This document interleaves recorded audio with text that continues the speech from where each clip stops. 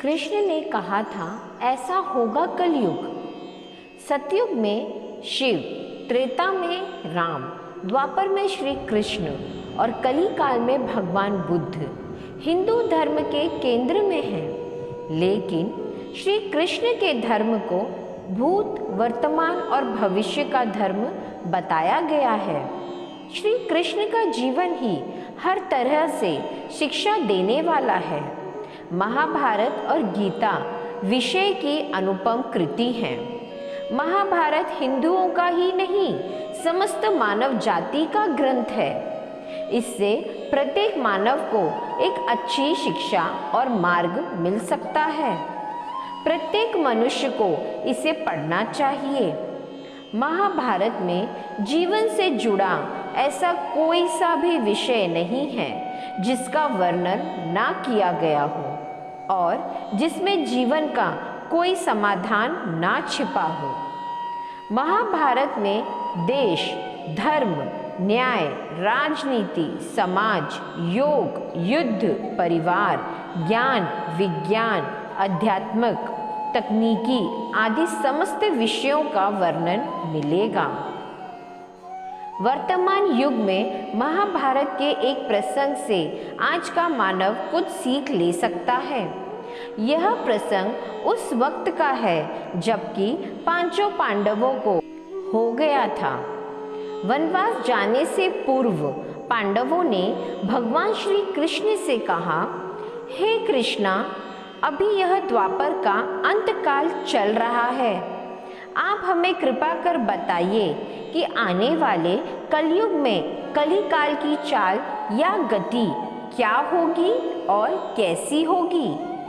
श्री कृष्ण कहते हैं, तुम पांचों भाई वन में जाओ और जो कुछ भी दिखे वह आकर मुझे बताओ। मैं तुम्हें उसका प्रभाव जरूर बताऊंगा।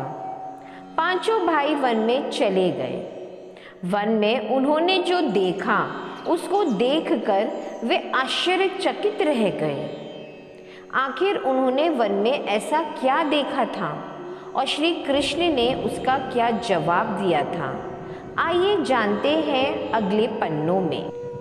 युधिष्ठिर ने क्या देखा। पांचों भाई जब वन में रहने लगे तो एक बार चारों भाई अलग अलग दिशाओं में वन भ्रमण को निकले। युधिष्ठिर भ्रमण पर थे तो उन्होंने एक जगह पर देखा कि किसी हाथी की 2 सूंड हैं। यह देखकर युधिष्ठिर के आश्चर्य का कोई ठिकाना नहीं रहा। कुछ समय बाद अर्जुन ने क्या देखा। अर्जुन दूसरी दिशा में भ्रमण कर रहे थे। कुछ दूर जंगल में जाने पर उन्होंने जो देखा उसे देखकर वे आश्चर्य में पड़ गए। उन्होंने देखा कि कोई पक्षी है, उसके पंखों पर वेद की रचनाएं लिखी हुई हैं, पर वह पक्षी मुर्दे का मांस खा रहा है। वह सोच में पड़ गए। भीम ने क्या देखा। दोनों भाइयों की तरह भीम भी भ्रमण पर थे। भीम ने जो देखा वह भी बहुत आश्चर्यजनक था। उन्होंने देखा कि गाय ने बछड़े को जन्म दिया है। जन्म के बाद वह बछड़े को इतना चाट रही है कि बछड़ा लहूलुहान हो गया है। सहदेव ने क्या देखा। सहदेव जब भ्रमण पर थे तो उन्होंने चौथा आश्चर्य देखा कि 6-7 कुएं हैं और आसपास में कुओं में पानी है, किंतु बीच का कुआं खाली है। बीच का कुआं गहरा है, फिर भी पानी नहीं है। उन्हें यह देखकर घोर आश्चर्य हुआ कि ऐसा कैसे हो सकता है। उसके बाद नकुल ने क्या देखा। नकुल भी भ्रमण पे थे और उन्होंने भी एक आश्चर्यजनक घटना देख ली। नकुल ने देखा कि एक पहाड़ के ऊपर से एक बड़ी सी शेला लुढ़कती हुई आती है और कितने ही वृक्षों से टकराकर उनको नीचे गिराते हुए आगे बढ़ जाती है। विशालकाय वृक्षों भी उसे रोक न सके। उसके अलावा वह शीला कितनी ही अन्य शिलाओं के साथ टकराई, पर फिर भी वह रुकी नहीं। अंत में एक अत्यंत छोटे पौधे का स्पर्श होते ही वह स्थिर हो गई। पांचों भाइयों ने अपने देखे एक दृश्य की चर्चा की और शाम को श्री कृष्ण को अपने अनुभव सुनाए। सबसे पहले युधिष्ठिर ने कहा कि मैंने तो पहली बार 2 सूंड वाला हाथी देखा। यह मेरे लिए बहुत ही आश्चर्यजनक था। तब श्री कृष्ण कहते हैं, हे धर्मराज, हे युधिष्ठिर, अब तुम कलिकाल की सुनो। कलयुग में ऐसे लोगों का राज्य होगा जो दोनों ओर से शोषण करेंगे, बोलेंगे कुछ और करेंगे कुछ, मन में कुछ और कर्म में कुछ। ऐसे ही लोगों का राज्य होगा। इससे तुम पहले राज्य कर लो। युधिष्ठिर के बाद अर्जुन ने कहा कि मैंने जो देखा वह तो इससे भी कहीं ज्यादा आश्चर्यजनक था। मैंने देखा कि एक पक्षी के पंखों पर वेद की रचनाएं लिखी हुई हैं और वह पक्षी मुर्दे का मांस खा रहा है। ये कैसे संभव है कृष्णा? तब श्री कृष्ण कहते हैं, इसी प्रकार कलयुग में ऐसे लोग रहेंगे जो बड़े ज्ञानी और ध्यानी कहलाएंगे। वे ज्ञान की चर्चा तो करेंगे, लेकिन उनके आचरण राक्षसी होंगे। बड़े पंडित और विद्वान कहलाएंगे, किंतु वह यही देखते रहेंगे कि कौन सा मनुष्य मरे और हमारे नाम से संपत्ति कर जाए। हे अर्जुन, संस्था के व्यक्ति विचारों की कौन सा मनुष्य मरे और संस्था हमारे नाम से हो जाए।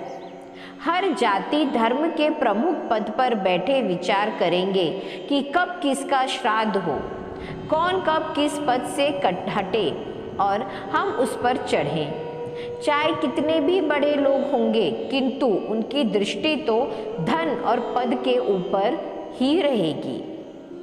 ऐसे लोगों की बहुतायत होगी। कोई कोई विरल की संत पुरुष होंगे। अर्जुन के सवाल के जवाब के बाद भीम ने अपना अनुभव सुनाया। भीम ने कहा कि मैंने देखा कि गाय अपने बछड़े को इतना चाटती है कि बछड़ा लहूलुहान हो जाता है। तब श्री कृष्ण कहते हैं, कलयुग का मनुष्य शिशुपाल हो जाएगा।